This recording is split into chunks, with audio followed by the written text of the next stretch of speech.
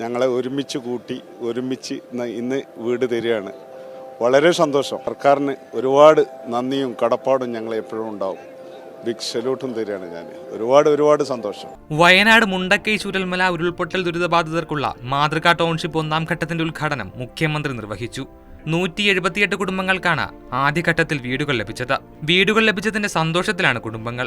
ആയുഷ്കാലത്തേക്ക് സമ്പാദിച്ചതെല്ലാം നഷ്ടമായതിൽ നിന്നും പുതിയ ജീവിതത്തിലേക്ക് കടക്കുകയാണിവർ. വീടിനെ പറ്റി പറയുമ്പോൾ ഇവരുടെ കണ്ണു നിറയും, ശബ്ദമിടറും. വളരെ ഹാപ്പിയാണ്. നമ്മൾ ഒരു 1.5 വർഷമായിട്ട് കാത്തിരുന്ന ഒരു മൊമെന്റാണ് ഇപ്പം നടക്കാൻ പോകുന്നത്. എൻ്റെ പാരൻസിന്റെ വീടാണ്. അപ്പോൾ നമ്മൾ എല്ലാ സൗകര്യങ്ങളോടും ജീവിച്ച ആൾക്കാരായിരുന്നു. അപ്പോൾ ഇത് ജനങ്ങൾ നൽകുന്ന സമ്മാനമാണ്. ഞങ്ങൾക്ക് വേണ്ടിയിട്ട് കരയാത്ത ആരും ഉണ്ടാവില്ല. ഞങ്ങൾക്ക് വേണ്ടി പ്രാർത്ഥിച്ച, ഞങ്ങളെ കൂടെ നിന്ന എല്ലാവർക്കും ഒരുപാട് നന്ദിയുണ്ട്.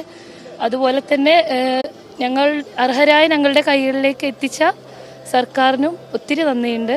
ഒരു വീട് നൽകുക എന്നതിലുപരി അത് വയനാടിന്റെ കണ്ണായ ഭാഗത്ത് തന്നെ നൽകപ്പെടുക എന്നുള്ളതും വലിയൊരു കാര്യമാണ്. നമ്മൾ ഒരിക്കലും വിചാരിച്ചിട്ടില്ല ഇങ്ങനെയുള്ള ഒരു സ്ഥലത്ത് നമുക്ക് കിട്ടുമെന്ന് അറിയായിരുന്നു, വീട് കിട്ടുമെന്ന് അറിയായിരുന്നു. പക്ഷെ ഇത്രയും നല്ലൊരു സ്ഥലം അതിനു വേണ്ടി തിരഞ്ഞെടുക്കുമെന്ന് നമുക്ക് അറിയില്ലായിരുന്നു.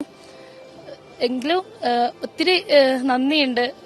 ഒരുപാട് പേര് മുസ്ലിം ലീഗ് വീട് കൊടുത്തിട്ടുണ്ട്, കുറെ പേര് അങ്ങോട്ട് ഷിഫ്റ്റ് ചെയ്തിട്ടുണ്ട്, വേറെ സംഘടനകൾ വീട് കൊടുത്ത അങ്ങോട്ടേക്ക് കുറച്ച് പേര് ഷിഫ്റ്റ് ചെയ്തിട്ടുണ്ട്. എങ്കിലും ഓൾമോസ്റ്റ് എല്ലാവരും ഇവിടെ തന്നെ ഉണ്ട്. ഞങ്ങളൊരു കുടുംബം പോലെ കഴിഞ്ഞ ആൾക്കാരാണ്. അപ്പോൾ ഇനിയും അങ്ങനെ തന്നെ കഴിയാനാണ് നമുക്ക് ആഗ്രഹം.